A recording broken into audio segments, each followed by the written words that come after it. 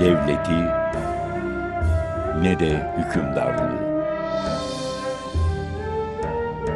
Asırlardır ayakta kalan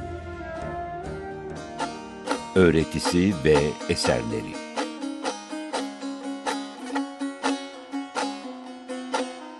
Çok şükür bari hüdama, dost cemalin gördük bugün.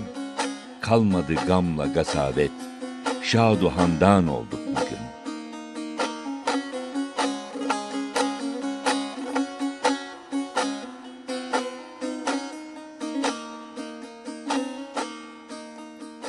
Bu yola giremez kallaş, yüzü karayla gönlü taş.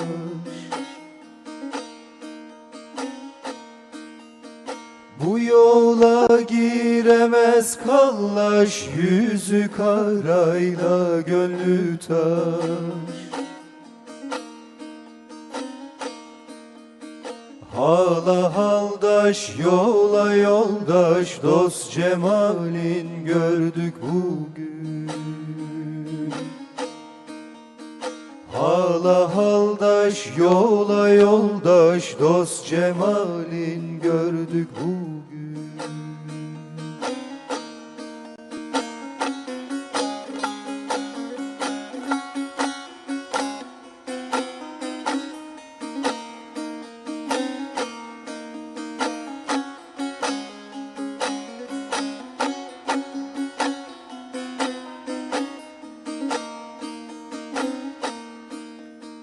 Dost dostun kusruna kalmaz, muhabbeti elde koymaz.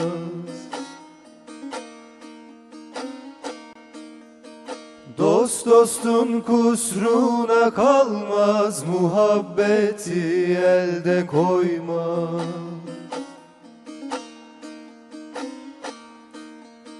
Kuru gülden koku olmaz, gonca gülü bulduk bugün. Kuru gülden koku olmaz, gonca gülü bulduk bugün.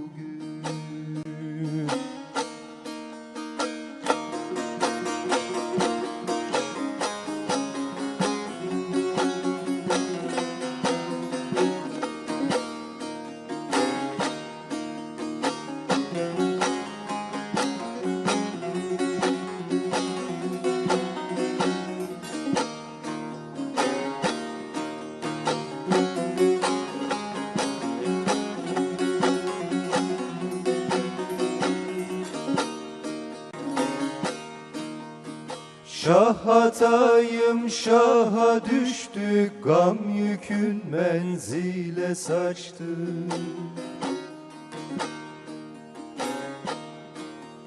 Şah hatayım şaha düştük, gam yükün menzile saçtı.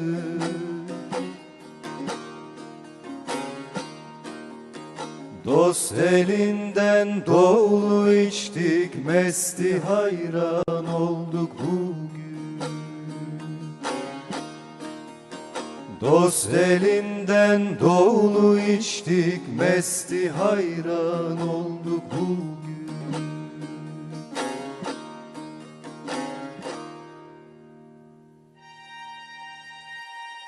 Bazı hayatlar vardır hiç bitmeyen, bedeni yok olup gitse de dünyadan izi silinmeyen, nesillerden nesillere etkisi süren. Şah İsmail, namı diğer Hatayi, işte böyle biri. Safeviliğin kurucusu Şeyh Safi'nin 6. kuşak torunu. Anadolu Aleviliğinin inanç yapılanmasında yaptığı etki, zamanı hiçe sayıp günümüze kadar geldi. Aradan yüzyıllar geçti. Alevilerin ve Bektaşilerin gönlünde kazandığı zafer hiçbir zaman eskimedi. Allah Allah, şahatayı öldün ayırma, gerçekler gönlünü kırma, her ademe sırrın verme, aileye selma olasın. Allah Allah. Bu tasavvuf anlayışının oluşturduğu hamurun 16. yüzyılda tekrardan yoğrulduğunu ve yeni bir şekil verildiğini görüyoruz. Bu şekil işte bizim bugün Kızılbaşlık olarak bildiğimiz şekildir. Hatay Şah İsmail yani sürecin baş aktörü. Yani o hamurun yoğrulması ve kalıba konulup şekil verilmesi sırasında herhalde herkesten çok onun damgası vardır. Onun imzasını görürüz. Zaten bu yüzdendir ki bu ulu ozanlar içerisinde bir tanesini seçecek olsanız en ulusu kimdir? Bu toplumun benimsediği geleneğin içinde damgasını en derin bir şekilde vurmuş olan kimdir deseniz şüphesiz bu Hatay'dır. Küçük yaşta kaybedilen baba, sıkıntılar, hapisler, kaçıp gizlenmeler. Hatayi'nin yaşamının özeti başlangıçta böyleydi. Ta ki Safevi Devleti kuruluncaya kadar. 1486 yılında doğdu. Babası Şah Haydar, o çok küçükken öldü. Akkoyunlu Beyi Yakup Bey tarafından iki kardeşiyle birlikte bir kalede hapsedildi. Daha sonra dayısı onları Şiraz'a götürdü. Ardından Gilan, Gaskar derken nihayet Lahican'a geldi ve burada gizlenmek zorunda kaldı. Babasının talipleri onu sık sık ziyaret ediyordu. Çocukluk döneminin kilit sözcüğü gizlenmekti. Tıpkı kaçıp gizlenmesi gibi yazma eylemi de çocukluk döneminde başladı. Şiirleri kısa zamanda kulaktan kulağa dört bir yana yayıldı. Eserlerinde kullandığı Türkçesi o kadar öz ve duruydu ki, kısa zamanda özellikle Anadolu Alevileri ve Bektaşilerin dikkatini çekti. Şah İsmail gönüllü tercümanı olmuştu.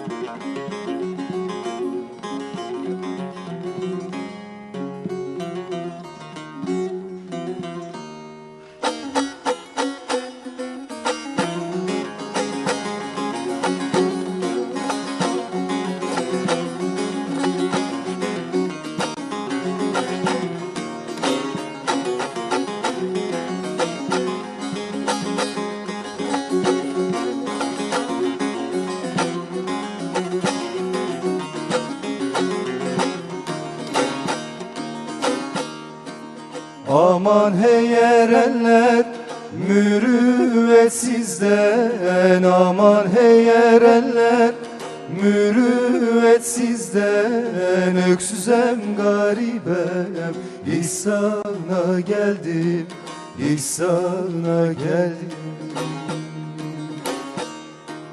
Bu yetim halime merhamet eyle, ağlay ağlayım meydana gel.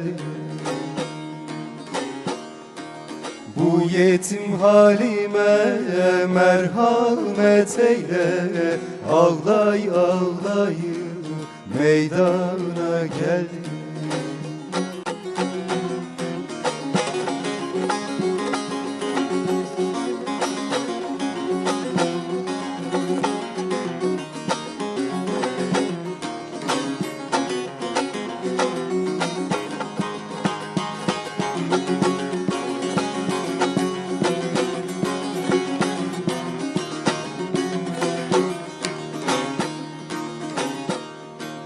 Şahın bahçesinde bir garip bülbül, şahın bahçesinde bir garip bülbül efkar artmakta, halim pek müşkül, halim pek müşkül.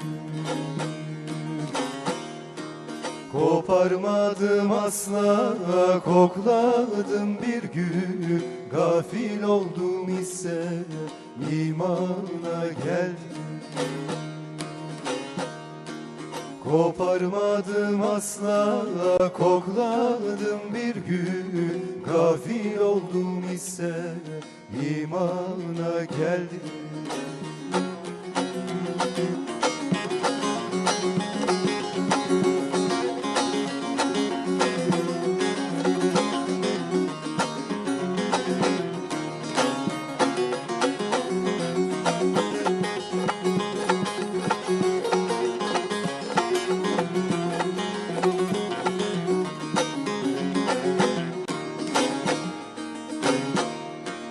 Muhammed Ali'nin kullarındanım, Muhammed Ali'nin kullarındanım, Ali Yaba nesli Haydar'ındanım, Haydar'ındanım.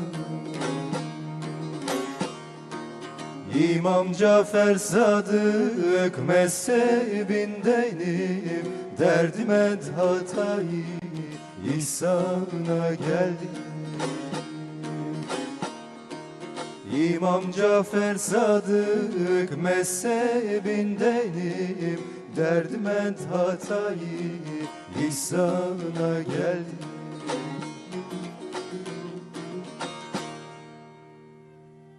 Bugün Şah İsmail'in söylediği şiirler sadece Anadolu'da, Anadolu Alevi ve Bektaşi Cem ve Sema ayinlerinde değil, bütün bu Bektaşi ve Alevi kültürünün yayıldığı coğrafyaların hemen tamamında söylendiğini, dile getirildiğini görüyoruz. Mesela biz bugün Balkanlara gittiğimizde, Arnavutluk'ta, Bulgaristan'da, Romanya'da, Macaristan'da, velhasıl Balkan coğrafyası içerisinde Bektaşi kültürünün etki alanına giren her yerde biz Şah Hatayi'nin nefesine, değişine mutlaka rastlayabiliyoruz. Akdeniz'in kuzeyinde Tunus'a, Cezayir'e, Mısır'a indiğimizde o civarlarda da yine Şah Hatayi'den değişler, nefesler ve banklar görebiliyoruz. Arka tarafa indiğimizde Irak, tabii ki İran'da mevcut, Azerbaycan'da, bütün Türk coğrafyasında Şah Hatayi'nin şiirlerine rastlıyoruz. Görüyoruz ki Şah Hatayi bu siyasi liderliğinden çok ozanlığıyla ve ozan kimliğiyle bizim coğrafyamızda ve özellikle Alevi Bektaşi inancı içerisinde çok büyük bir etkiye sahip olmuş. Kendisinin hangi kimliğe sahip olduğunu ifade eden bir dörtlüğü var. Diyor ki, Ali İsmail'den geldim, alemi seyran eylerem, Zülfikar durmaz kınında, günde 100.000 kez eylerem. Yani kendisinin İsmaili'den geldiğini ve Ali İsmail olduğunu, Hazreti Ali'nin soyundan geldiğini ifade ediyor. Ve böylece olunca iki kimliği birlikte yaşıyor. Hem siyasi kimliği yaşıyor hem de sosyal bir kimlik yaşıyor. Osmanlı Devleti'nin geniş coğrafyada hüküm sürmesi, imparatorluk boyutuna erişmesi bazı sorunları da beraberinde getirmiş, sarayla halkın arasının açılmasına neden olmuştu. Üst düzey görevlerde Türkmenlerden ziyade diğer milletlerden insanlar bulunuyor, Anadolu halkı adeta göz ardı ediliyordu, önemsenmiyordu.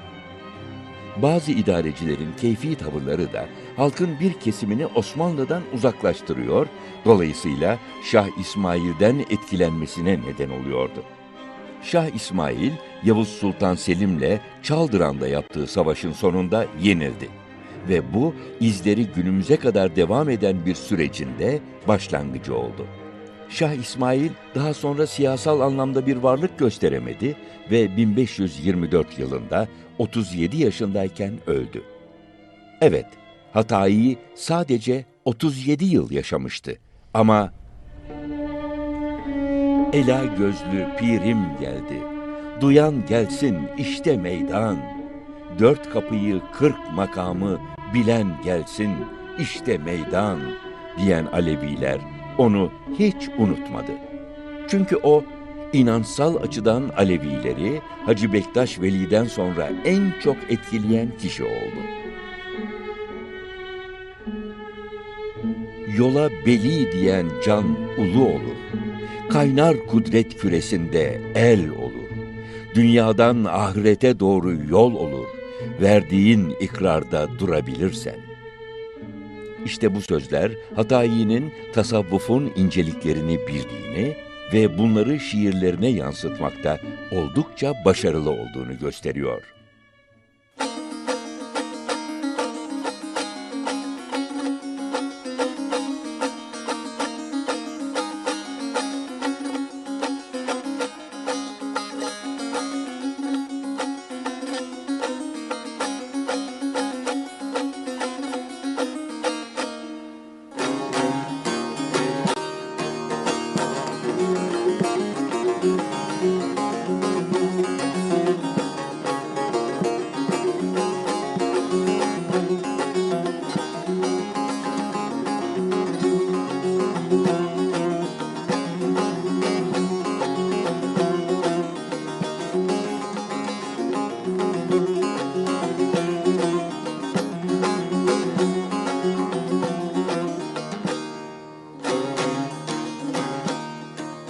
Benim pirim Şahı Merdan Ali'dir, sefiller carına yeten Haydar'dır.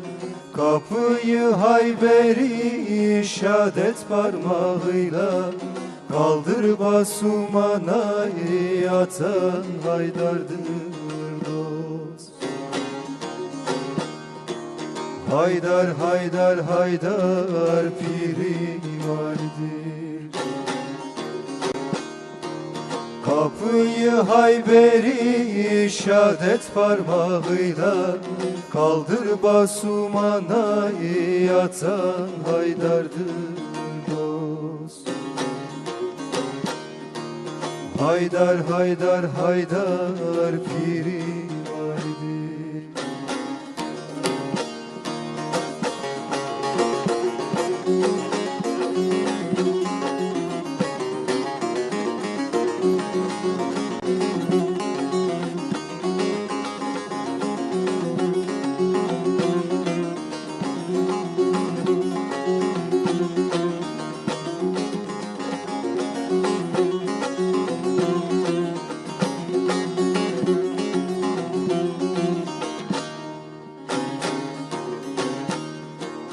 Onlar girer zahir batın donuna, onların rızkı gelir kudret kolunda.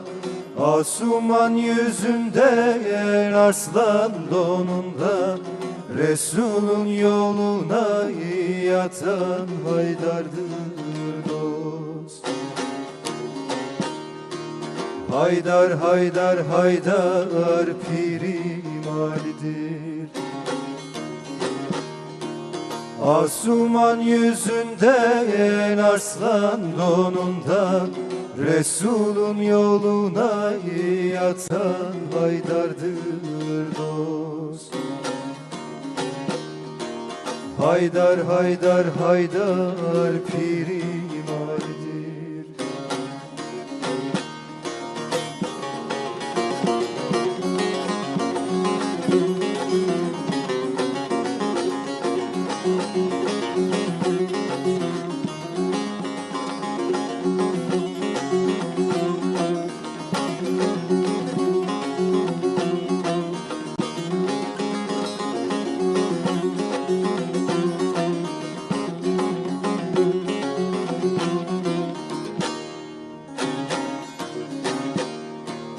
Şahatayım müşkülümü kaldıran, Hüdeyip Cebrail'im perrini yakan, 300 yıldan sonra Nergiz'i getiren, Nergiz'i Selman'a sunan Haydar'dır dost. Haydar, Haydar, Haydar pirim Ali'dir.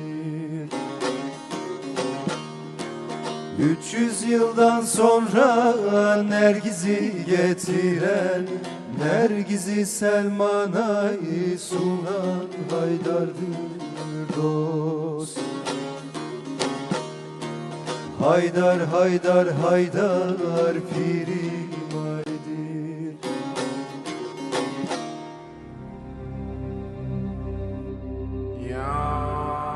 Muhammed Ali'den aldım elini, hak deyip tuttuğum elden ayrılmam. 12 imamın tuttum yolunu. Hak deyip tuttuğum yoldan ayrılmam. Hatayi şiirlerinde Hazreti Muhammed, Hazreti Ali 12 imam sevgisini dile getirdiği gibi ayrıca Miraç, Cem, Semah, Zakir gibi öğelere de yer verir.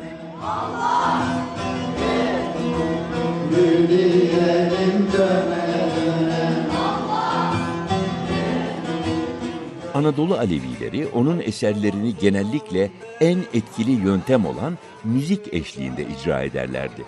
Türk olması, çok az bir kısmı hariç şiirlerini akıcı ve anlaşılır yazması, eserlerinin dedeler ve zakirler tarafından okunması çok önemli oldu. Çünkü bu sayede halkın gönlüne taht kurdu.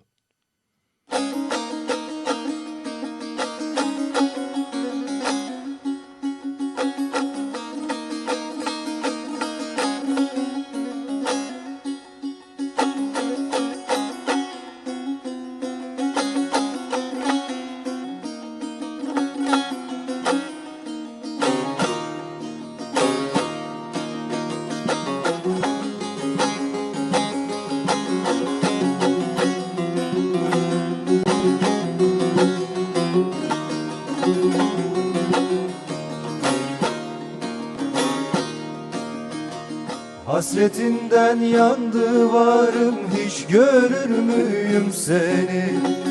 Umarım hak divanında yad eyleyesin beni. Sana cömert gani derler, mürvet hey keremkanım. Alemin nuru Muhammed, mürvet ya Ali mürvet, mürvet ya Ali mürvet. Sana cömert gani derler, mürvet hey keremkanım. Alemin nuru Muhammed, mürvet ya Ali mürvet, mürvet ya Ali mürvet. Sana cömert gani derler, mürvet hey keremkanım.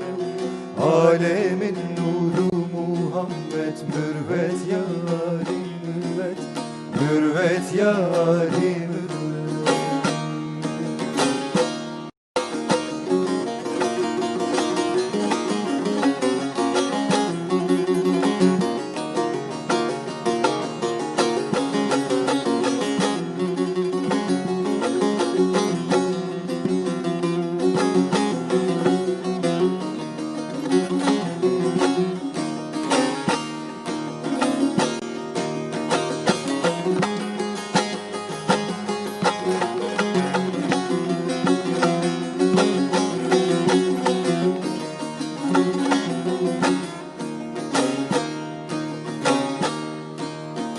Sana benzer bulamadım şu cihanı vahdette. Göster mahı cemalini, kalmayayım hasrette. İsmini zikreden kullar mahrum kalmaz ahirette. Alemin nuru Muhammed, mürvet ya Ali mürvet, mürvet ya Ali mürvet.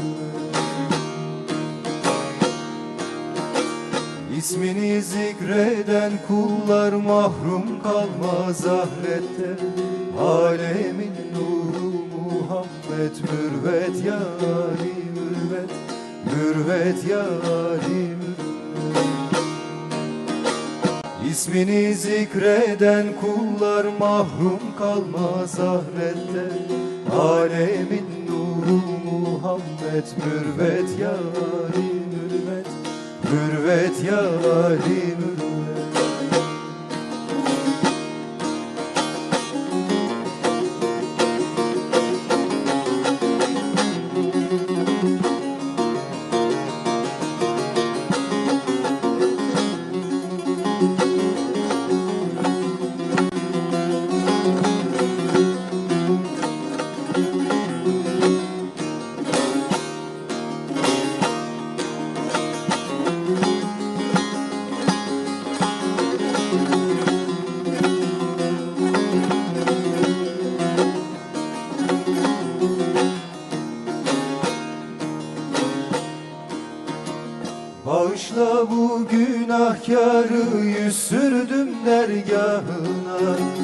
Ruhum küfrü içinde kaldı, kalma bu günahıma.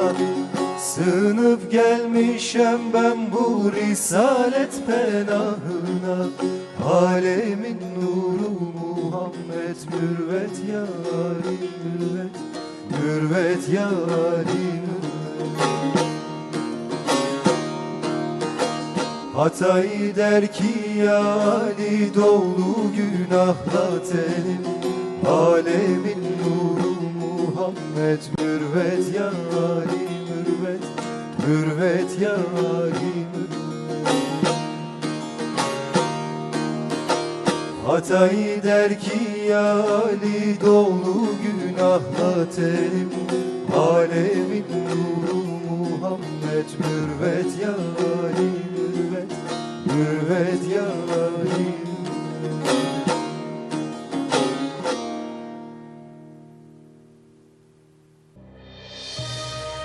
Şah İsmail zamanında İran'da sarayın resmi dili Türkçeydi. Sarayda halk ozanları bulunuyor, bunlar türküler okuyor, Şah İsmail beyleriyle birlikte ok atarken geride duran ozanlar koçaklamalar söyleyerek onları övüyordu. Yani tam olarak Dede Korkut geleneği yaşatılıyordu. Şah İsmail içli, sade ve akıcı şiirler yazdı. Anadolu Alevileri bu şiirlerde kendini buldu.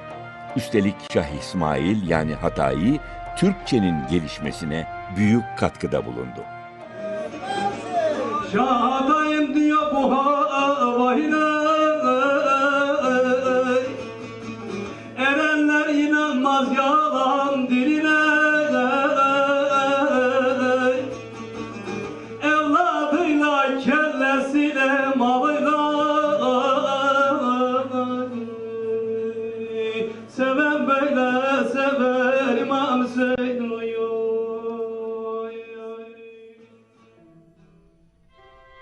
Hatayi pek çok şiir türünü eserlerinde ustalıkla kullandı. Eserleri dikkatle incelendiğinde Arapça, Farsça bildiği, Kur'an ayetlerini şiirlerinin arasına ustalıkla yerleştirdiği görülür. Bu nedenle Alevilerin dini eğitimine oldukça büyük katkısı olmuştur. Şah Hatayiyim, mani söyler dilinden. Ayırırlar seni kibr ile kinden. Ölmeyene nasip olmaz bu yoldan. Var ölmezden evvel öl de andan gel. Bu sözlerle Şah İsmail, Hazreti Muhammed'in ölmeden önce ölünüz hadisini konu eder.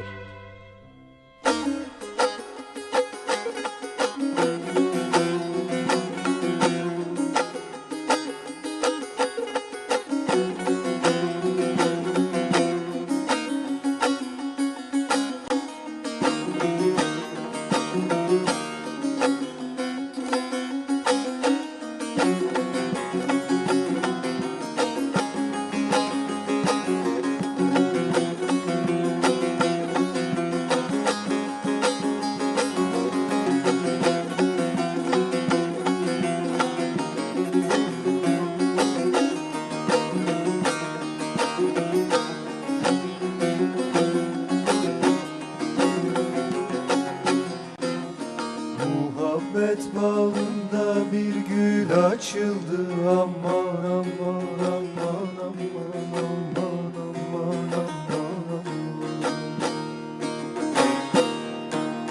Muhabbet bağında bir gül açıldı. Bir derdim var bin dermana değişmem. Yüküm lalü gevher mercan saçarım. Bir derdim var bin dermana değişmem. Bir derdim var bin dermana değişmem. Cümle kuşlar dile gelir yazım der aman aman. Gövel turnam Şam'a gelir güzüm der aman aman. Benim yaralarım tuzum tuzum der aman aman aman aman aman aman aman aman.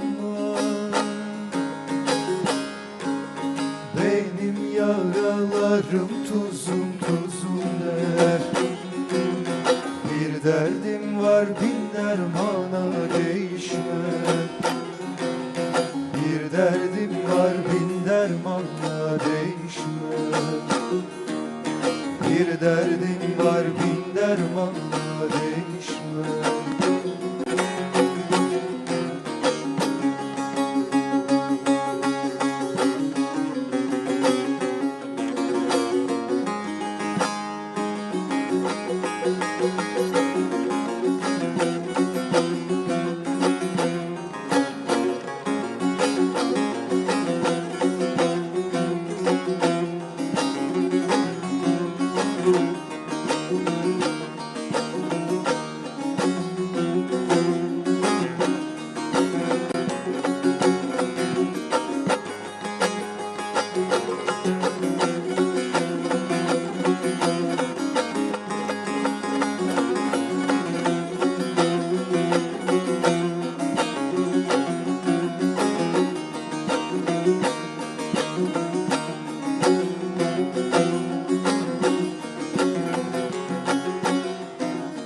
Şahatayım muhabbete bakarım aman aman aman aman aman aman.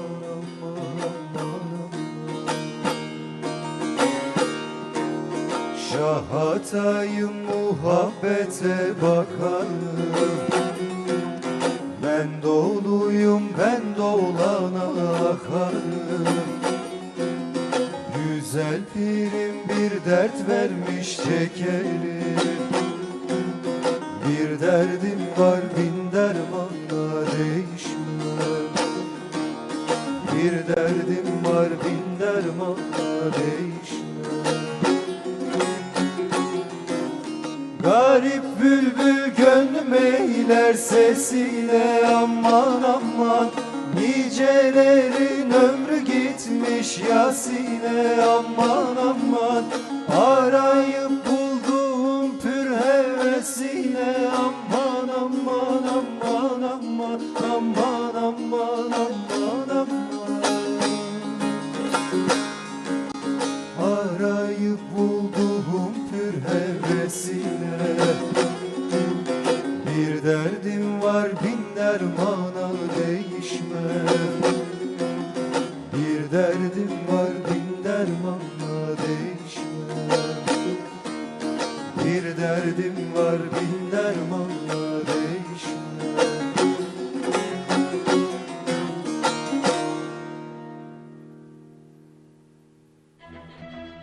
Türklerin arasında Ehli Beyt'e yüksek düzeyde sevgi duyulmaktaydı. Hatayi'nin soyu Hazreti Muhammed'in torunlarından İmam Musa Kazım'a dayanıyordu. Peygamber soyundan olması Alevi toplumu tarafından özellikle saygı duyulmasına neden oldu. Babası Şah Haydar, müritlerine 12 imamı ifade eden 12 dilimli kızıl taç giydirirdi. Bu nedenle taraftarlarına Kızılbaş denilmişti. Siyasi muhalifler Kızılbaş sözünü Şah İsmail zamanında hakaret içerir bir anlamda kullanmaya başladılar. İptidadan yol sorarsan, yol Muhammed Ali'nindir. 72 din sorarsan, din Muhammed Ali'nindir.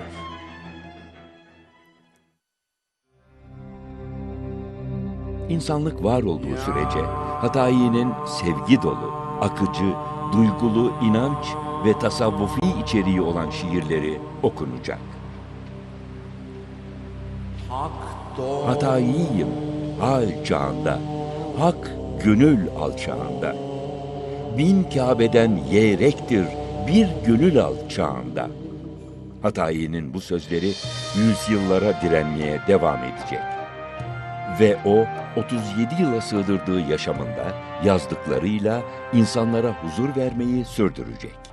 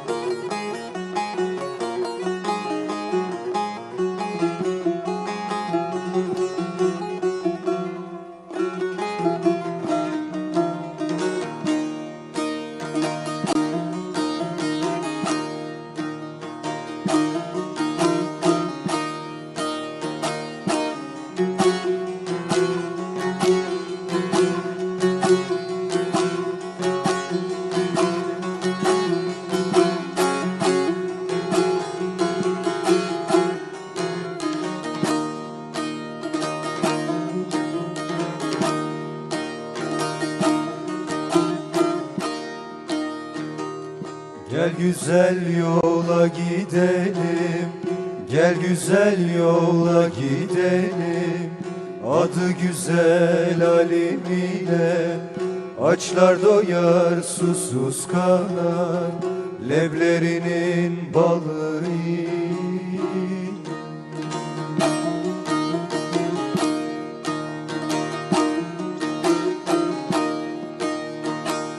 Gel güzel yola gidelim, adı güzel Halim ile. Gel güzel yola gidelim, adı güzel Halim ile. Açlar doyar, susuz kanar, levlerinin balı ile, levlerinin balı ile.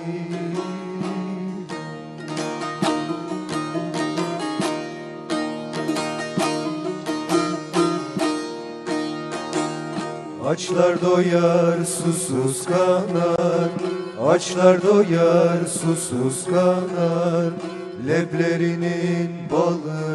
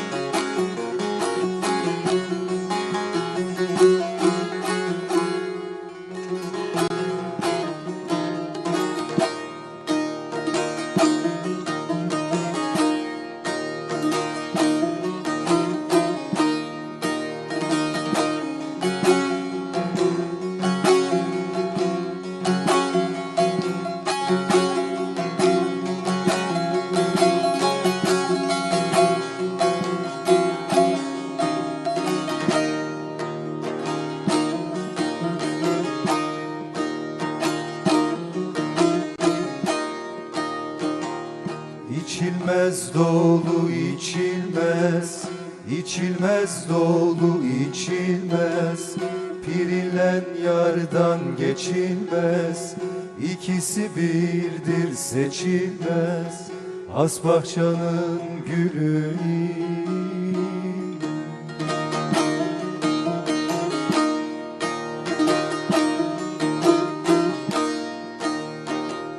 Erenler lokması nurdur, lokmaya elini sundur. Erenler lokması nurdur, lokmaya elini sundur. Şah atayım doğru yoldur, Halim kendi yolu ile, Halim kendi yolu ile.